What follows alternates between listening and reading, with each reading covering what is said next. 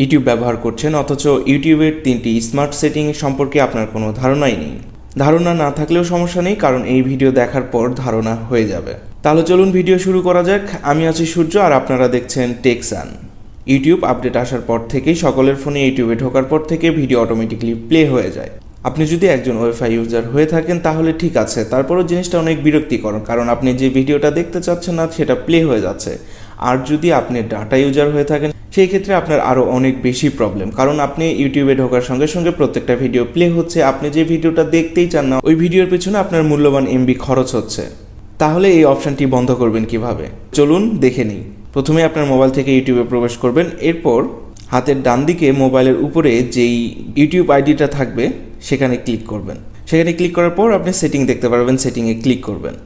সেটিংয়ে ক্লিক করার পর জেনারেল সেটিংয়ে ক্লিক করবেন। জেনারেল সেটিং ক্লিক করার পর প্লেব্যাক ইন ফিটস নামে একটি অপশান রয়েছে, সেখানে ক্লিক করবেন।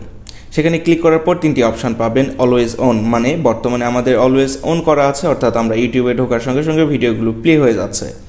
এখন আপনি যদি শুধুমাত্র ওয়াইফাই থাকলে এই অপশানটি চান তাহলে ওয়াইফাই অনলিতে ক্লিক করে রাখবেন। সেক্ষেত্রে আপনি যখন ফোনে ডাটা ইউজ করবেন ইউটিউবে ঢোকার পরেও ভিডিও অটোমেটিক প্লে হবে না, কিন্তু আপনি যদি ওয়াইফাইয়ের ভিতরে থাকেন সেক্ষেত্রে আপনার ভিডিওগুলি অটোমেটিকলি প্লে হয়ে যাবে। আর যদি আপনি কোনো অপশানটাই চাচ্ছেন না, অর্থাৎ আপনি যে ভিডিওটা দেখবেন শুধু সেই ভিডিওটাই প্লে করবেন, সেক্ষেত্রে আপনি অফ করে রাখতে পারেন। কি ভাবছেন? অনেক কাজের, আসলে অনেক কাজের। তাহলে আসি পরের ট্রিক্স নাম্বার 2।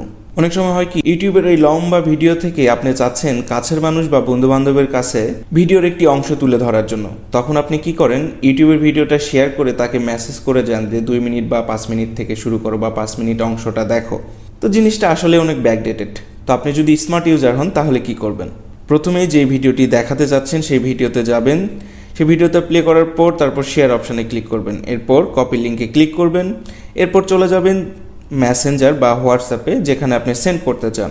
তো সেখানে গিয়ে ইউটিউব ভিডিওর লিঙ্কটা পেস্ট করবেন। পেস্ট করার পর সেখানে প্রশ্নবোধক একটি চিহ্ন দেবেন, এরপর লিখবেন টির পর ইকুয়াল দেওয়ার পর আপনি যেই মিনিটটা দেখাতে চাচ্ছেন সেটা সেকেন্ডে কনভার্ট করুন। অর্থাৎ আমি চাচ্ছি যে ভিডিও 2 মিনিট থেকে প্লে হবে, তাহলে সেক্ষেত্রে আমি 120 লিখে দেবো। 120 লিখে সেন্ড করবেন, তাহলে ওই লিঙ্কে যখন আপনার ফ্রেন্ড ক্লিক করবে ঠিক 2 মিনিটের মাথায় ভিডিওটা শুরু হবে।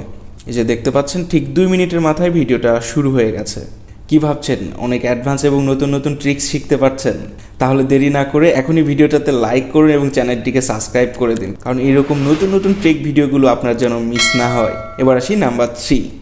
ইউটিউবের ভিডিওটা যখন বড় করে প্লে করতে যায় তখন কি করি, ইউটিউবের ভিডিওটাতে ক্লিক করি, তারপর আবারও সেই নিচে যে অপশানটি আছে সেখানে ক্লিক করার পর আপনার ভিডিওটি বড় হয়, এবং আপনি যখন আবার ভিডিওটি ছোট করতে চান তখন আপনার সেম কাজটি করতে হয় ছোট করার জন্য। দেখুন আপনি কিন্তু স্মার্ট ট্রিক্স শিখছেন, এত ব্যাকডেটেড হলে চলবে? ইউটিউবের নতুন ফিচারে যোগ হয়েছে স্মার্ট ফিচার। ভিডিওর উপর দিকে টান দিলেই ভিডিওটি বড় হয়ে যাবে এবং আপনার ভিডিওটি দেখা শেষ হয়ে গেলে আবার ডাউন ক্লোজ করলে আবার ভিডিওটি ছোট হয়ে যাবে।